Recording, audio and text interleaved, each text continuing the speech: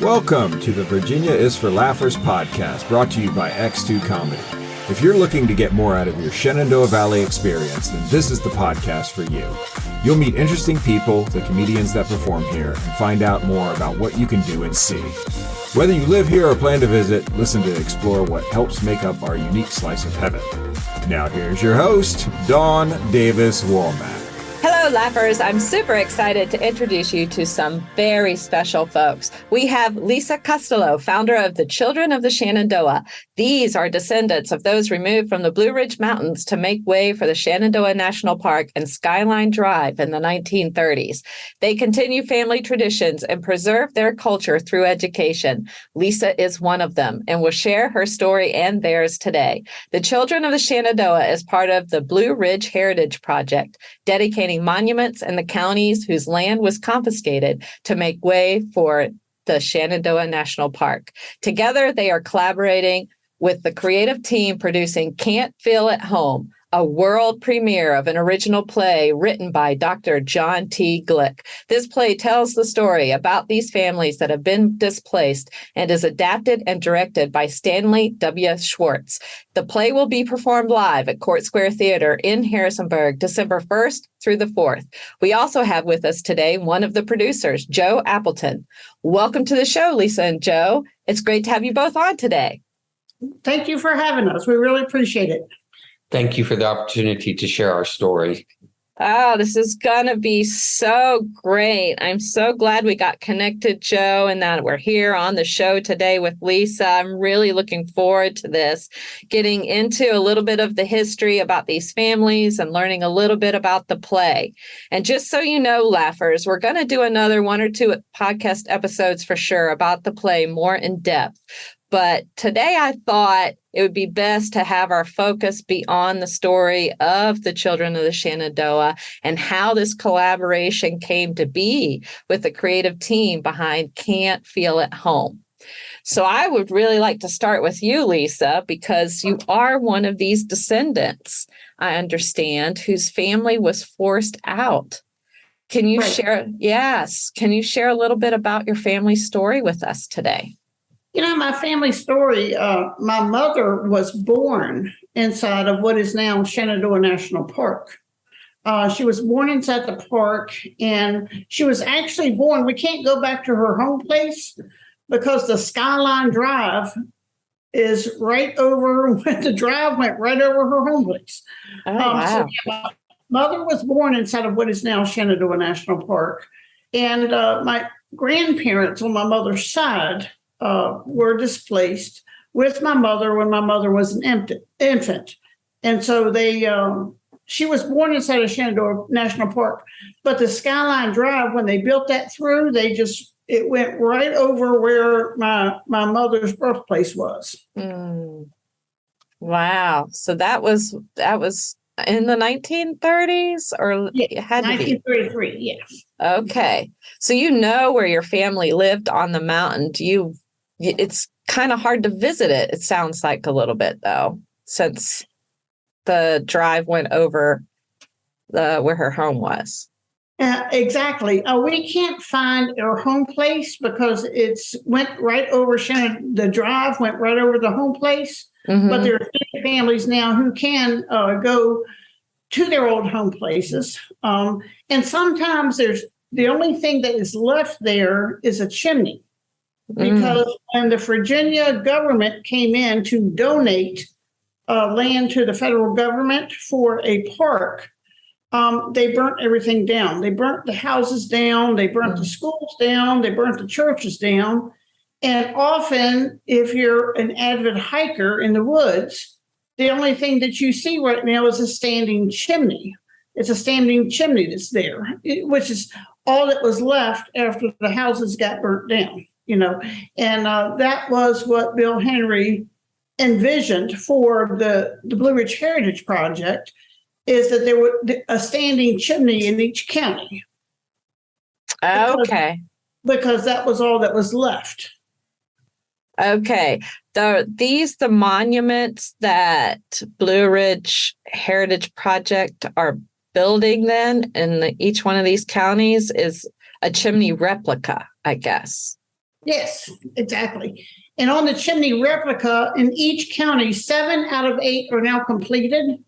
But 7 out of 8, the chimneys are there with the names of each family surname whose lives were impacted by the creation of Shenandoah National Park is on those chimneys. And 7 out of 8 is now completed. We have one left to go, which is in Augusta County. And we are so thrilled that the Augusta County Board of Supervisors has approved that last chimney to be in Grand Caverns Park. So that's where that's going to be the final chimney, and then all 8 chimneys are completed. Yes. That's pretty amazing. How long did this project take? Is this several years in the making, or? Oh, yeah, several years in the making. So absolutely several years in the making. Yeah. Okay. The Blue Ridge Heritage Project has a relationship with the children of the Shenandoah Valley. Mm-hmm. So it's a different but related project. Yeah. Okay. Yeah. So the children, Blue Ridge Heritage Project, they are about the monuments, or do they do more than that? Well, right now, the first phase of the Blue Ridge Heritage Project is the monuments. Okay. And the first phase is getting a chimney up in each county where land was taken or confiscated for the creation of Shenandoah National Park. And on that chimney in each county, there's names of the surnames. Now, Bill Henry is the founder of the Blue Ridge Heritage Project. And how I came to meet with him or get acquainted with him, he used to come into our meetings. We had meetings 25 years ago at Children of Shenandoah at William Monroe High School. And Bill Henry would come in. Now, at this time, 25 years ago, what I say is not a whole lot of people trusted us, and we didn't trust nobody. So he would come into our meetings, and we didn't know who he was. Just some guy said he was a hiker. At that time of the displacements, there were things that were written about the mountain people that were very stereotypical. They're hillbillies, they're this, they're that. There was a book published called The Hollow Folk, which they sent, before the government took the land, they sent in sociologists to so-called study the mountain people and see what they were all about before they took the land. And it was a very political thing that was going on at that time. There were some of the mountain residents, many did not want to leave. They did not want to leave the mountains, and they were filing court papers and everything else. Well, the pro-park forces used these sociologists who went into the mountains and studied, quote unquote, studied the mountain people, and kind of wrote some slanderous things about the mountain people as far as the stereotypes of hillbilly and this, that, and the other. And so when the Children of Shenandoah formed about 25 years ago, we were still on the heels of all those negative stereotypes. We was on the heels of that. And Bill Henry would come into our meetings, But one of the things about when Children of Shenandoah formed, this was 25 years ago, and I remember it, it was the hardest thing for me to call that first meeting because I listened to, I knew the story from what my mother said. We were from the mountains. And one of the earliest memories I have as a child, what I always believed is everybody lived in the mountains. Everybody came from the mountains. Everybody used to live in the mountains. But then the government came along and said nobody can live in the mountains anymore. And that's how everybody got to live in Charlottesville. Everybody lived in Charlottesville, but everybody used to be in the mountains. But,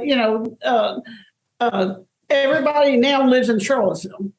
But Bill Henry walked into our meetings. This was 25 years ago, before Blue Ridge Heritage Project had even been conceived. And we were suspicious. I mean, it was kind of an us versus them because we had issues with how Shenandoah National Park was portraying our ancestors in the Bird Visitor Center. There was a video called The Gift, which we took issue with, that kind of said it was like a gift to the park and no, actually they evicted people and a lot of people didn't want to leave. So we felt that was a misrepresentation.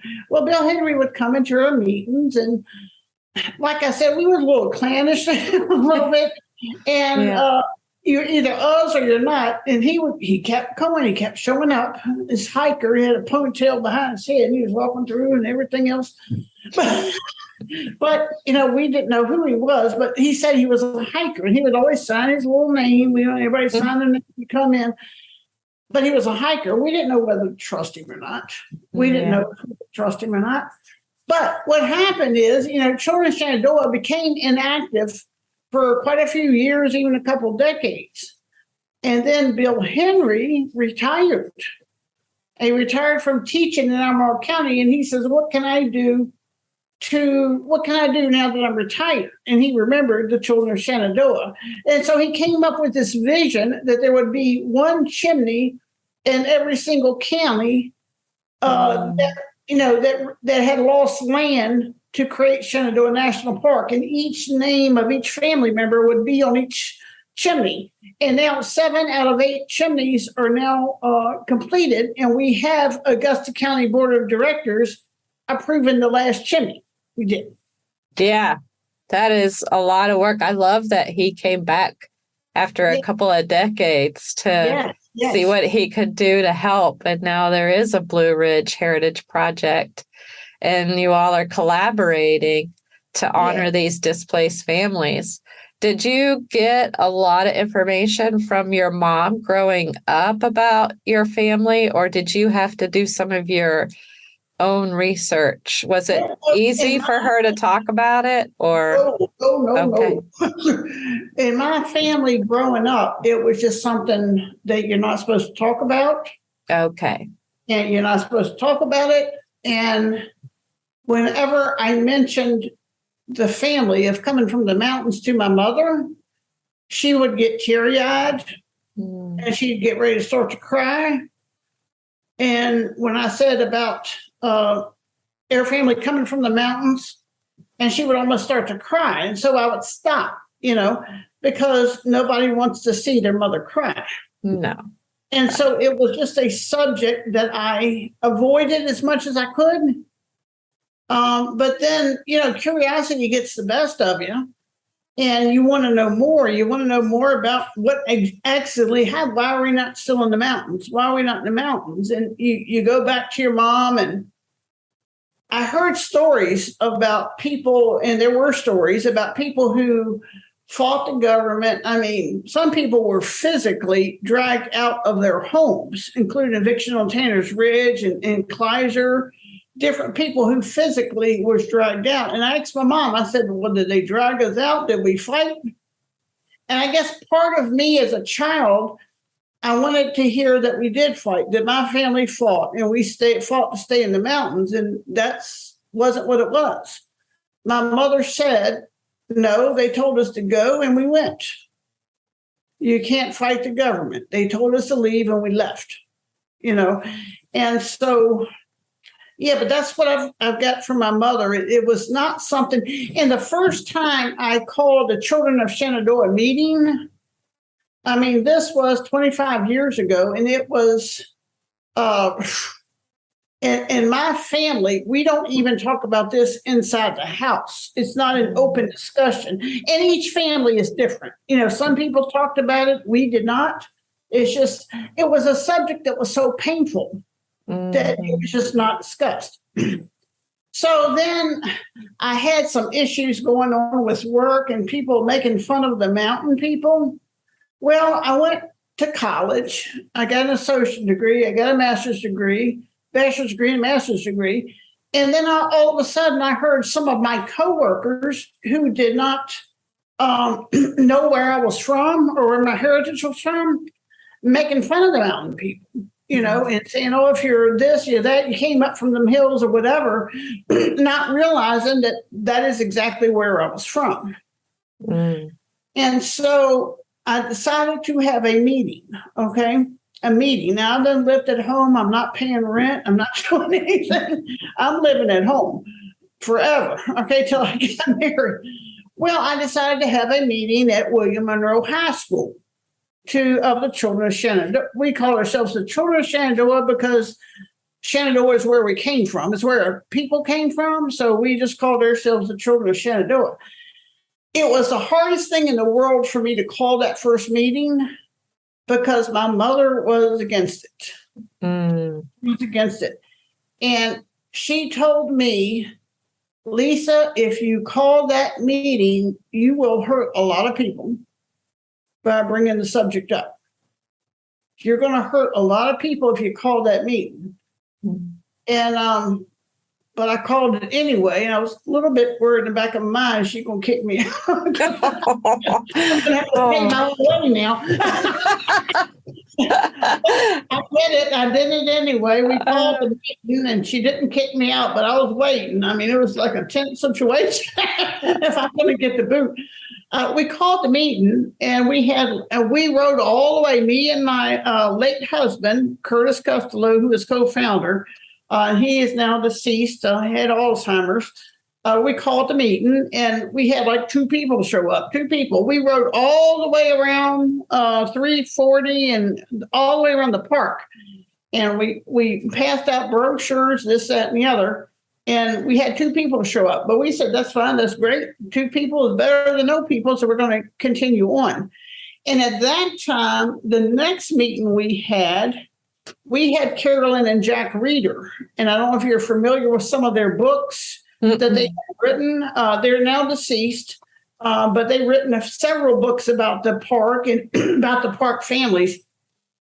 They were guest speakers at the very next meeting. We went to William Monroe High School and the place was packed. Wow. It was full of people. And they were there. And, I'm not a public speaker at all. And so I just said, thank y'all for coming. Here's Carolyn and Jack. Here they are. That's smart, Lisa. Smart. Yeah. I said, thank you all. Carolyn and Jack Reeder, here they are. I mean, the thing was packed. It was packed.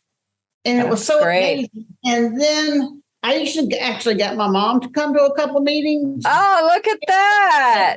She turned all the way around. You know how moms do. Yeah, it takes a minute. You don't call no meeting. You're going to hurt a lot of people. But now it turned into, it was my daughter that started the whole thing to begin with. It was my daughter that started. That's hashtag proud mom. Oh, yeah. That's awesome. So she got to, so it became a healing place for her. No? Yeah, okay. Exactly. And the early sessions that we had with the children of Shenandoah, that's really what it was. I mean, it was part of group therapy. And at that time, 20 years ago, we were running 50-50. We are losing now the last people who actually remember being displaced and being in the park. We were losing them, elderly. But at that time, 25 years ago, we were running, I would say we was running 50-50. We had 50% of the people that were remembered being displaced. And then the other 50% were descendants. And then we had these people straggling in like Bill Henry. We didn't know what to make of him. Yeah, hiker. We don't know if he could be trusted. Sounds like in the end, though. We didn't. We figured a hiker couldn't be too bad.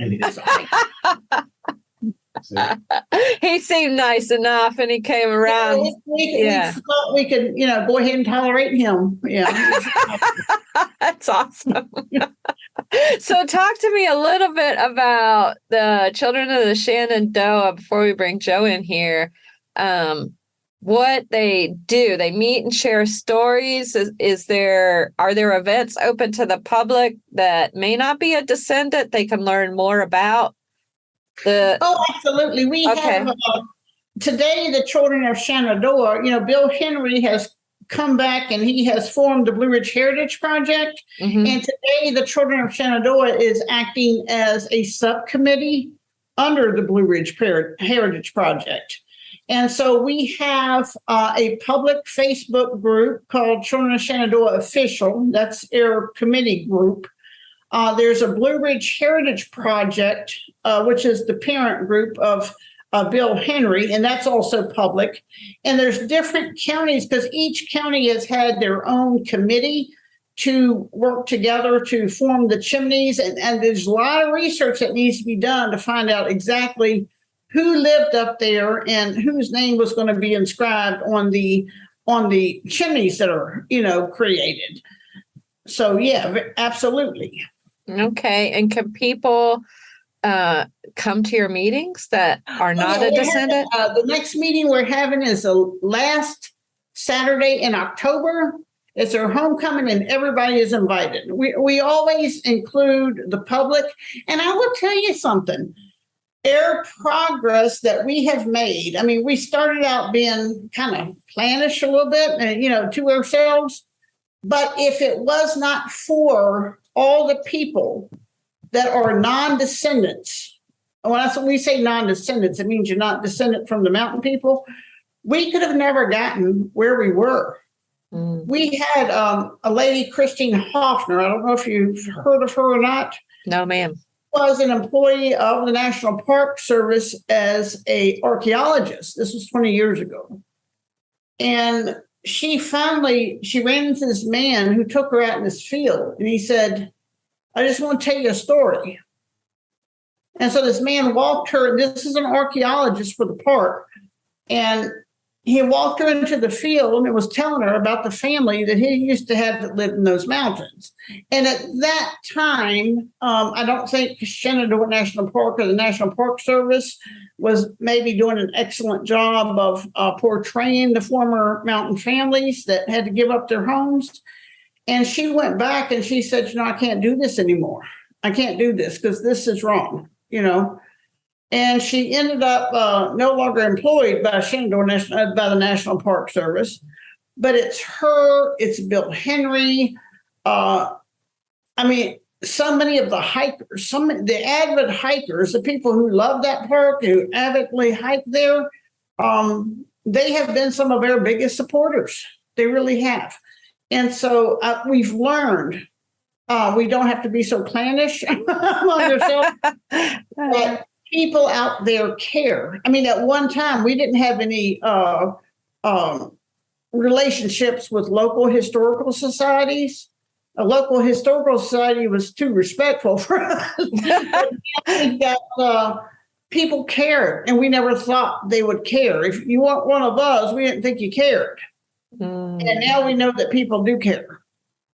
Oh, that's beautiful, and a great segue to bringing Joe in on the podcast here to talk with us a little bit. We haven't forgotten you, Joe. We haven't forgotten you. You are on the creative team for producing Can't Feel at Home, which is going up in December at Court Square Theater. Can you tell us a little bit about you and your background? Yes. I grew up in Harrisonburg and attended Harrisonburg High School with John Glick and with my co-producer, Bob Wolf. And I used to do the annual school musical with John, and we were friends, good friends at the time. And then Bob and he have stayed friends all their lives. And Bob came to me about 6 months ago and said, I have something I'd like for you to look at. And he handed me a script, and it was Can't Feel at Home. And he said, I want you to read this and tell me if you think it could be done. And I read it, and I told him I thought it could be. And, they say the rest is history. And so we got started, and we're very fortunate to find a terrific director. We have had a read through of the script with volunteers. And the thing that more people say about this script than any other word is that it's very powerful, that it is a very powerful story. John has done an amazing job of taking the stories that he heard for years from his patients who lived in Elkton, lived in Shenandoah, were families of the Shenandoah, and putting them together in a very powerful and moving story. It's fun as well. And one of the things that I think he's done particularly well is that John is a very kind and compassionate doctor. And in telling the story, that shows, because he doesn't really make anyone the villain, and he doesn't make people look like hillbillies. He makes the people very real. And Lisa has a wonderful story to tell about when John brought the script to the Children of the Shenandoah 20 years ago, when he originally wrote it. Oh, let's share that, Lisa. Oh, I just got a call from this guy named John Glick. John Glick wants to come to our meeting. Well, okay, we don't trust nobody, but come on. We don't trust you, but come on. And at that time, of course, we were not happy. We was a group of people disgruntled. Our families had been kicked out the mountains. They had been negatively portrayed. So it was kind of like us against the world, you know. But this guy named John Glick called, and he's got a play. So we said, okay, come on. He was like a beacon of light. We were not happy, but it was like sometimes our meetings was kind of gripe sessions at times. But it was like a beacon of light that came in, and the happiness that this man felt and emanate from himself of this play he had wrote. He was so convinced of this play he wrote, and he passed out his brochures, and I will just never forget how happy he was. And I never knew what happened to that play. You know, Children of Shenandoah, we became inactive for a while, and here in the last few years, we've become activated again under Blue Ridge Heritage Project. But I always wondered what happened to that play. There was a man who showed up, and Mr. Glick, and I never knew he was a doctor. I didn't find that out till recently. And then I was told he's a very humble man. You know, he doesn't parade around that he's a doctor. And I never even read the play until here recently is when I actually read it. I knew it existed. I knew this man came in beaming. I mean, we were complaining group, but he was so happy. But when I read that play, you know, I'm convinced he was there. The names, the place marks, everything is real.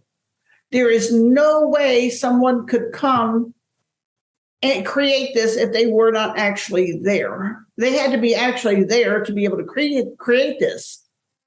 And now I know he's a medical doctor. And of course, he heard about Children of Shenandoah and had patients in Elkton. But he had to, the emphasis, empathizing, I guess is the word I'm looking for, with his patient who had been displaced, is incredible. That he, 20 years ago, this was 25 years ago, before his time, was able to get right there with the families before it was politically correct to do so, you know. And he was able to write and play as if he was actually there. And that really tells me something about John Glick's heart, that his heart as a human being and as a medical doctor was able to relate so well. I mean, you would have thought he was there. You would have thought he was right there when he wrote that play. Very caring and compassionate, this man. Absolutely. And I use the word powerful to describe the play, but what becomes very apparent when you listen to Lisa's story and about his effect on her group is that he's a doctor. And it was about healing. And that's what the play is about. It's about healing. Yeah, it definitely is. And Dr. Wolf, he's been involved very much. And he kind of shared with me, he's had a couple bumps in the road to kind of getting this play off the ground. And there's bumps in the road, there's challenges. And that at one time he went back to Dr. Glick and he says, you know, why is this so important? Dr. Wolf, he wasn't ready to give up at all, but he just needed to know why was this so important. And then that's when Dr. Glick said healing, healing, that would bring healing. Yeah, I love that you said that. Dr. Bob Wolf is a co-producer also on this project with you, Joe. And thanks to him, I got to learn a little bit more about this amazing Dr. John Glick. And you all have shared a little bit about his career as a family doctor in Elkton and Shenandoah. In fact, that's the play is an inspiration from his time as a doctor for these displaced families. And then listening to their stories, it's beautiful how he's capturing the tone and portraying the picture as it was. That is, I see a therapist too. And so on my healing journey, learning and discovering that in order to heal, you have to be able to name what happened to you first. You have to be able to tell the story, and then that opens up to healing so you can process that sadness and that grief, and heal from it. Found in the play, he even has down pat the way the mountain people spoke. There's a way they speak. Even I ran into that in Charlottesville. Once I had, graduated from college and I got a professional job, I would talk one way. And then one of my coworkers heard me talking to my mother on the phone. And I just switched up and that hillbilly came right out of me. He said, hello.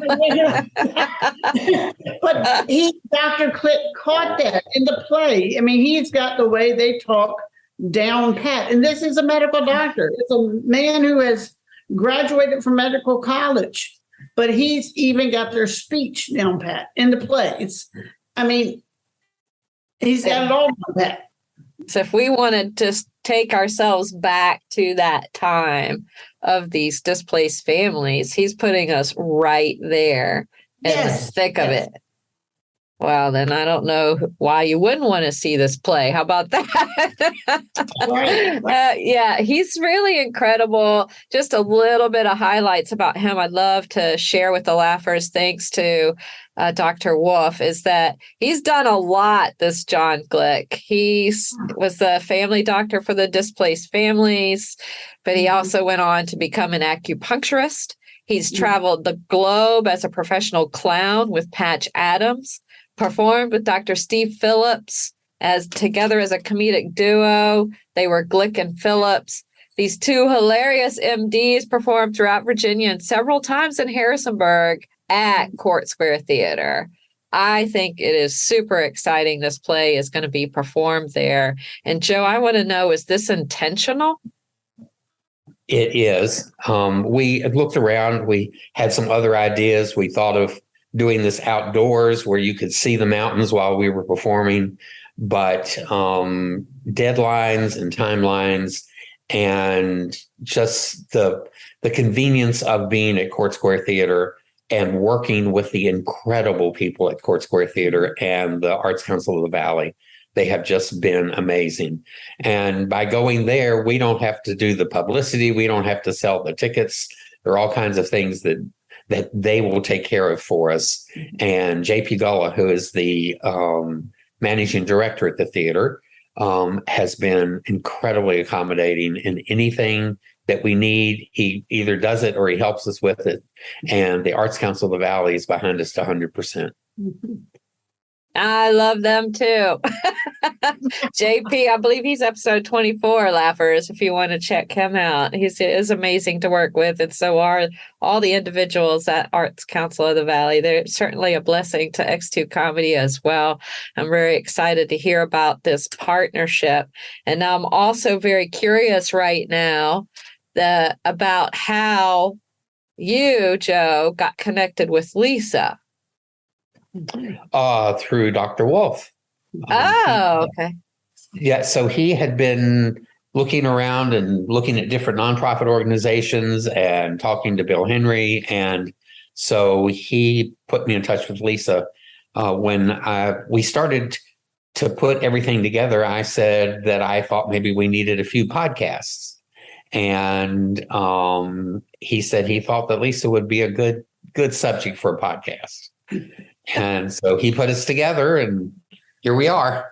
And here we are. What did you think about Joe when you first met him, Lisa? Did you question him too? He's very, very kind, and Dr. Wolf very kind, and just very excited we are. Yeah. In Harrisonburg, actually, the JMU University in Harrisonburg has got a lot of digital records of all the mountain families, even from years before, decades before. And wow. So a historical relationship with Harrisonburg, with all the records that the university, they did oral histories of the mountain families before the displacement, right before the displacement, when everybody was going in there and kind of studying the mountain folks. And it's right there at the JMU. So we've already got a big historical link with Harrisonburg and Augusta County.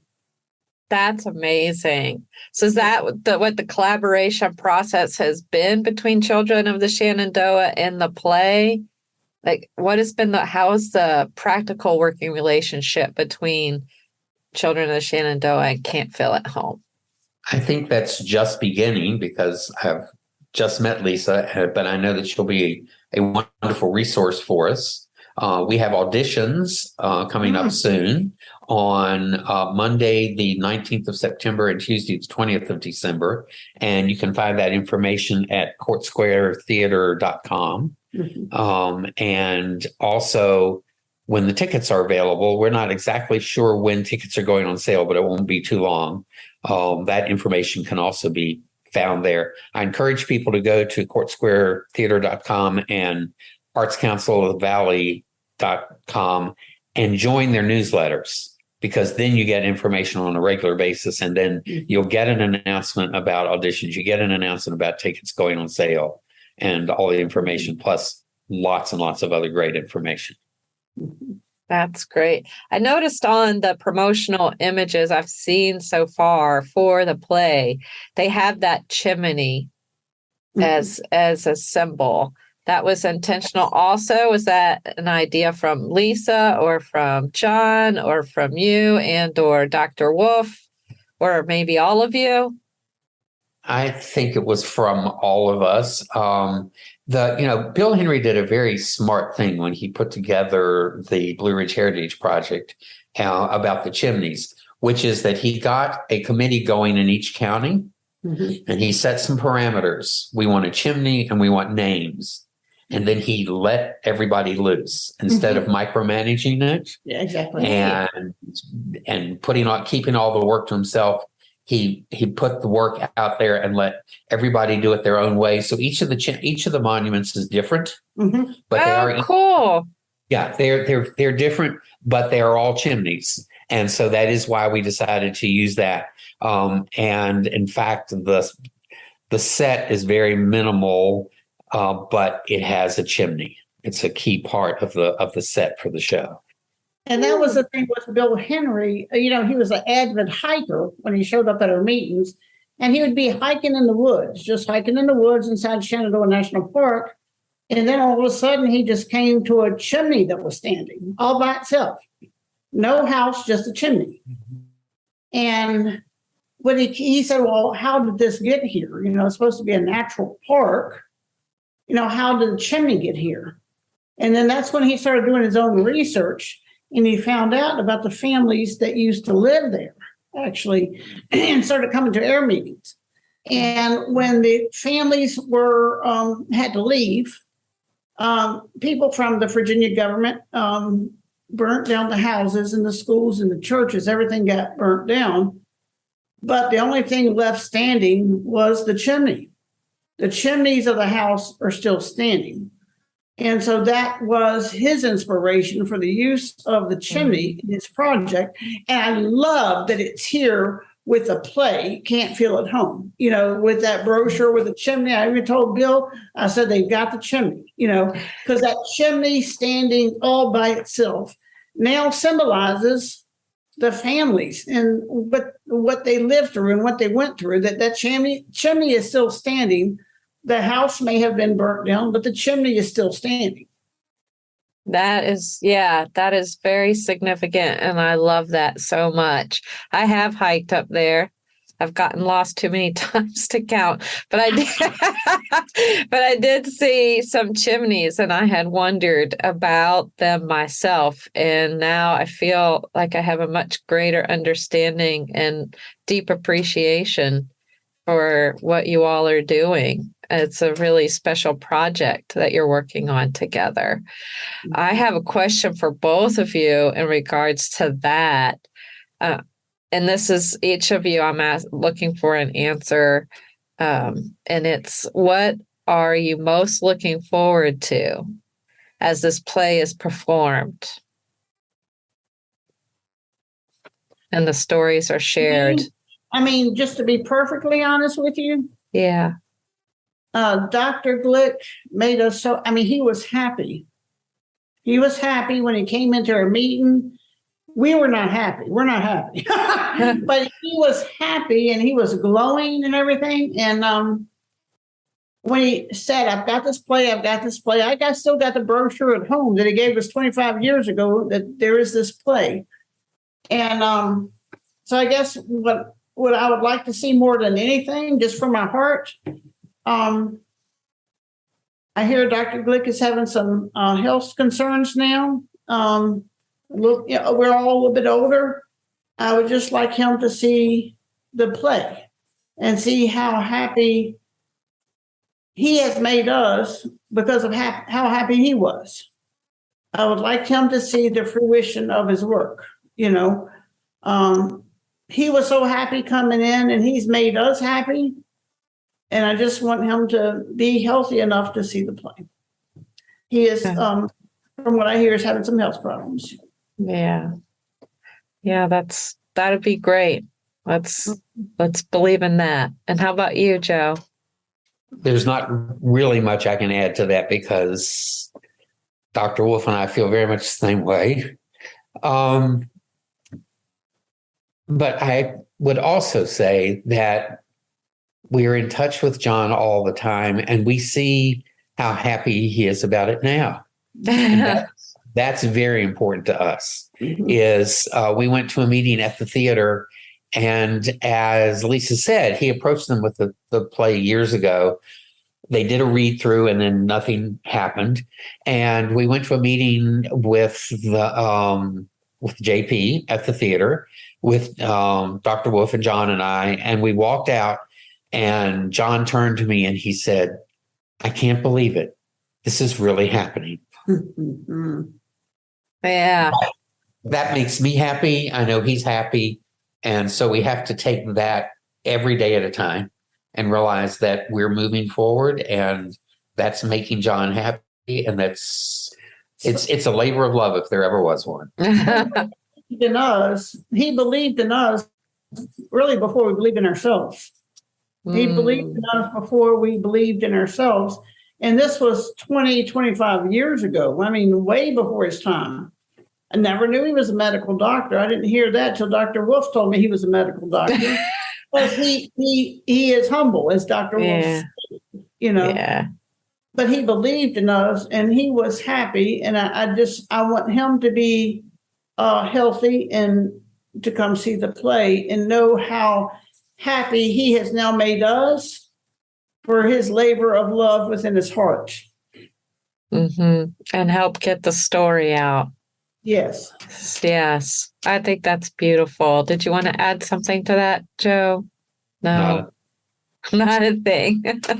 Not a thing. It's really very special to be a part of this with both of you today. As we wrap up here, Lisa and Joe, can you share with the Laughers how they can follow the Children of the Shenandoah? And I know you mentioned a little bit earlier, but again, how they can follow Can't Feel at Home on social media or otherwise to get more information. Lisa, you can go first. How can they?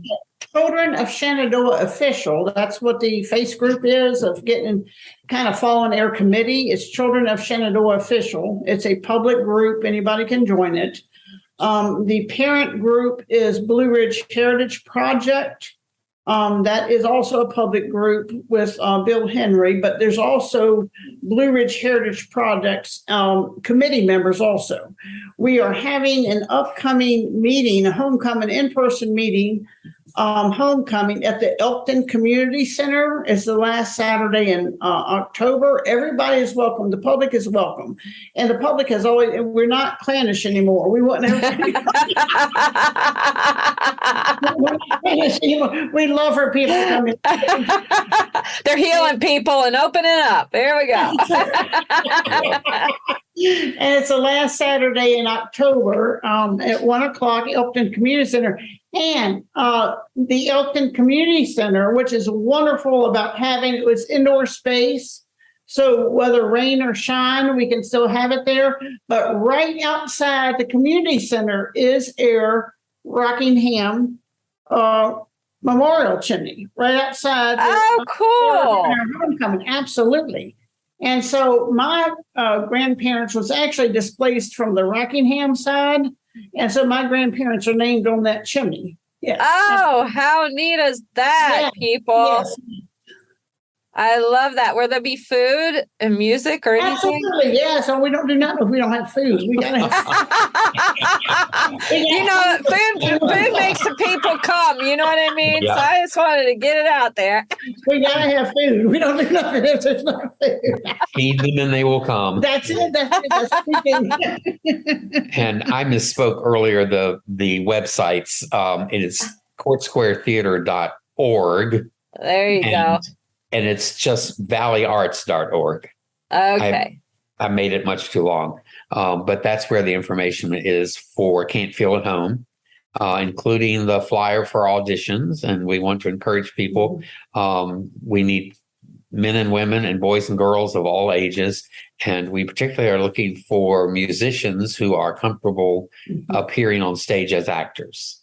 It is not a musical, but it is a play with close to 40 songs that are used as background and transition between scenes. And then there are a few songs that are sung on stage during some of the events in these people's lives, as their lives were filled with music, church and just around the home. And so there's a lot of music. So we're looking for musicians and actors.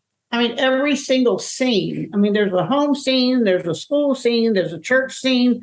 He has captured the essence of every facet of those mountain people's lives. And there's no way I will not believe that he was not there when it all happened. I mean, he's got everything down pat. Dr. John Glick did, and he did it 20 years ago. But there's the scenes in the school, there's home, there's church, there's everything. And he has captured it all. He really has. There are even some moonshiners. Probably cousins to my West Virginia folk. but he's done a really good job of not stereotyping any of those people. It's going to be neat to see that. I really can't wait. It's going to be a lot of fun. Laughers will be in healing. Fun and healing. Laughers will be sure to put the information of how to follow Children of the Shenandoah and Can't Feel at Home in the show notes. And Joe and Lisa, I just want to thank you so much. This has been so informative and truly incredible chatting with you today on all things Children of the Shenandoah. I really feel deeply honored and grateful to be a part of this with both of you today to share these stories. Thank you both so much. Thank you so much for having us. Oh, thank you so much. Yes, you are welcome. Laughers, again, be sure to check out the Children of the Shenandoah on Facebook and go to their events. That Elkton Community Center, don't forget, come out. There is food. You can see the chimney. Why would you not go? This is what I'm telling you. It's open to the public. You do not have to be a descendant, so just go. And also be sure to mark your calendars for December 1st through the 4th to check out this original play, Can't Feel at Home, to honor these displaced families and offer healing to be a part of it with them. You can buy your tickets for the play at courtsquaretheater.org. That's theater with an ER. And remember to be on the lookout for the other related episodes on this podcast about the play Can't Feel at Home. Again, we'll put their information for you in the show notes so you can follow them. And lastly, and most importantly, thanks for tuning in, Laughers. Out of all the podcasts out there, you picked us, and we think that's pretty darn special, just like you. Until next time, keep smiling. Bye. Bye. Bye. Thank y'all. Thanks for tuning in to this episode of the Virginia is for Laughers podcast, brought to you by X2 Comedy. We'll be dropping a new podcast every Wednesday at 4 p.m. Eastern Standard Time, so check back for another uplifting episode. Come to an X2 Comedy show or let us bring a show to you. To find out more, head to x2comedy.com. Be sure to share us with a friend. Until next time, cheers.